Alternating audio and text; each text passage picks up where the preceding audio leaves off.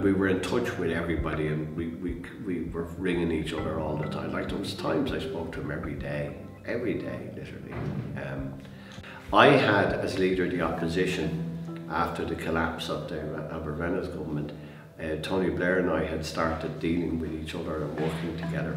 So we had spent 95, 96 looking to see how we were going to get back humpity-dumpty on the wall again. You know, so. No, it's amazing how fast the time has gone by. It's incredible to think it was 25 years ago that we were sitting for those days in castle buildings in Belfast trying to get an historic peace agreement agreed.